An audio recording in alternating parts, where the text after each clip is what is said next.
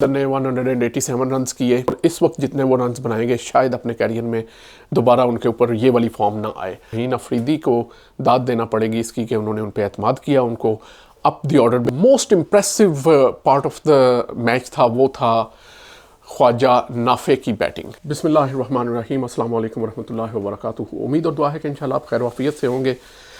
PSL के 4 matches हो चुके हैं, अभी चौथा मैच हुआ है लाहौर कलंदर्स और कोयटा ग्लैडिएटर्स के दरमियान और इस मैच को कोयटा ग्लैडिएटर्स ने इन दी एंड जीत लिया है। बड़ा ही इंटरेस्टिंग मैच हुआ है, आखिरी ओवर तक गया और इसके बारे में फैक्ट ये है कि कोयटा ग्लैडिएटर्स ने फर्स्ट टाइम लाहौर को लाहौर के अंदर मात दी है।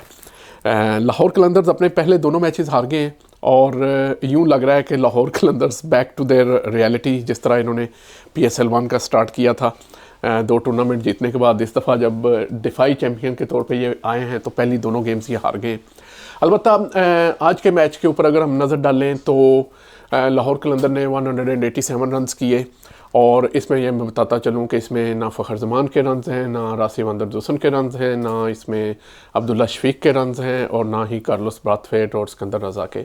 इसमें जो 2 बैट्समैन जिन्होंने परफॉर्म किया है, एक उनमें है जहांदाद खान और एक है साहबजादा फरहान।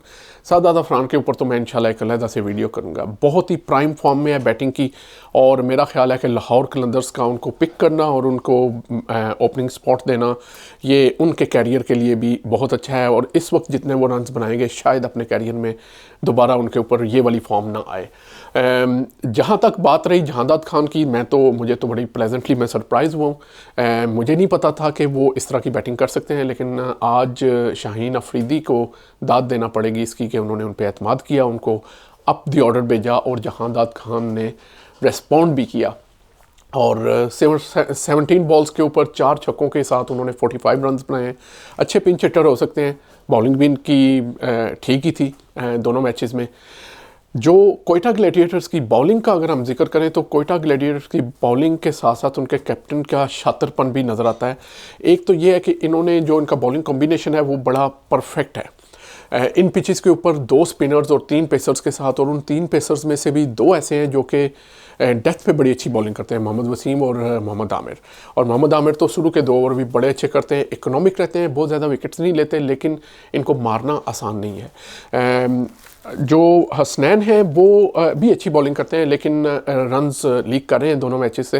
अलबत्ता आज उन्हें अर्ली ऑन स्विंग मिल रही थी और कुछ काफ़ी सारे उन्होंने आउटसाइड एजेस वगैरह लगवाए। तो मुझे इनकी बॉलिंग जो है ना वो बड़ी tournament winning kind of bowling combination लग रहा है, अनलेस कि ये इसको आगे जाके चेंज ना कर लें। अगर हम कोयटा की बैटिंग की बात करें, ऑफ कोर्स उनका स्टार्ट होता है जेसन रॉय के साथ, लेकिन आज जेसन रॉय नहीं थे जिन्होंने major portion of the runs किया हो। आज रन्स किए सऊद शकील ने। मैं बड़ा वैसे हैरान हुआ हूँ और कोयटा के लिए ये बड़ा अच्छा डिसीजन रहा है कि सऊद शकील वैसे तो मिडिल ऑर्डर के बैट्समैन और मुझे ये लगता था कि मिडिल ऑर्डर में खेलेंगे जहाँ पे इनिंग्स को स्टेबलाइज करने की ज़रूरत पेश आएगी, लेकिन वो उनसे ओपनिंग करा रहे हैं और 2 मैचेस उन्होंने एज एन ओपनर खेले हैं और दोनों मैचेस में उन्होंने अच्छे स्ट्राइक रेट पे अच्छे रन्स किए हैं। और मेरा ख्याल है कि ये बड़ा अच्छा पोजीशन बनती है उनके लिए, क्योंकि वो सर्कल खेल लेते हैं और इम्प्रोवाइज करते हैं। और दूसरा जो most impressive part of the match था वो था ख्वाजा नाफे की बैटिंग। उन्होंने सिर्फ रन्स नहीं किए, उन्होंने मैच को फिनिश किया और ये बहुत ही एक अच्छी इनिंग्स की निशानी होती है। 31 बॉल्स के ऊपर 60 रन्स किए against the pace of Haris Rauf और एक्सपीरियंस ऑफ शाहीन शाह अफरीदी, लेकिन उन्होंने इन दोनों समेत बाकी तमाम बॉलर्स को भी बहुत अच्छा खेला है। जो चीज़ मुझे शुरू में उनकी लगी, मैंने कहा शायद ये इनिंग्स को स्टेबल करेंगे कि सिंगल्स ले रहे थे, लेकिन बाद में उन्होंने जब इम्प्रोवाइज़ किया और जो उन्होंने शॉट्स अपनी खेली तो अंदाज़ा हुआ कि ये इनकी इनिंग्स एक परफेक्ट एग्जांपल है जिसमें डॉट्स बहुत कम है। जहाँ स्ट्राइक रोटेट करने की बात है उन्होंने रोटेट किया और जहाँ पे मारना था उन्होंने मारा है और बड़ा कूल एंड काम हेड रहे हैं कि मैच एंड पे राना बॉल तक लेके गए और फिर उसको भी उन्होंने जिस तरह से अकील हुसैन के साथ उसको फिनिश किया। मेरे ख्याल में ये one of the best innings हैं अभी तक की जो PSL के पहले 4 मैचेस में हुई हैं। अलबत्ता अगर लाहौर कलंदर्स की बात करें तो लाहौर कलंदर्स जो हैं उनकी बॉलिंग जो है ख़ास तौर पे इट्स गोइंग नोवेयर। मुझे लगता है कि गोइंग फॉरवर्ड हो सकता है ये एक अच्छा कॉम्बिनेशन बना लें, लेकिन राशिद खान की गैर मौजूदगी में मैं पहले भी जिक्र कर चुका हूँ अपने वीलॉग्स में, इनकी बॉलिंग टूथलेस नज़र आएगी। शाहीन अफरीदी अर्ली ऑन अगर इनको पिचेस के ऊपर से स्विंग ना मिला तो ये कोई डैमेज नहीं कर सकेंगे। अगर वो अर्ली ऑन डैमेज नहीं कर सकते और कर भी लें अगर, तो उसके बाद जो मिडल में ओवर्स हैं उनके पास, उसके लिए इनके पास कोई ऐसा उस तरह का राशिद खान का नेमुल बदल नहीं है। सलमान फयाज ठीक है, लेकिन कोई किसी तरह से थ्रेटनिंग बॉलर नज़र नहीं आते। सिकंदर रज़ा के आने से कोई थोड़ी बहुत स्टेबिलिटी मिलेगी मिडल में, लेकिन इसके अलावा इनके पास कोई ऐसा हथियार नहीं है जिसके ऊपर हम ये कह सकें कि वो इनको बॉलिंग से मैच जितवाएंगे, जो कि इनकी माजी में पावर थी। जिस वक्त हारिस रऊफ बॉलिंग करने आते हैं तो ऐसे लगता है कि जैसे दूसरी टीम के लिए मैच बहुत आसान हो गया है। उनकी ना लाइन सही आ रही है, ना लेंथ सही पड़ रही है।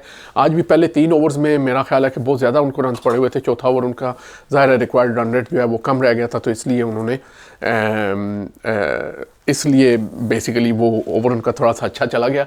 फिर भी उन्होंने 4 ओवर्स में उन्हें 47 रन पड़े हैं। जब आपका मेन प्रीमियर बॉलर जो है वो 47 रन खा रहा हो 4 ओवर में और मुसलसल खा रहा हो, तो उसके बाद आप फिर 200 भी चेज़ करवा देंगे। और यही हुआ लोअर कलंदर्स के साथ दोनों मैचेस के अंदर।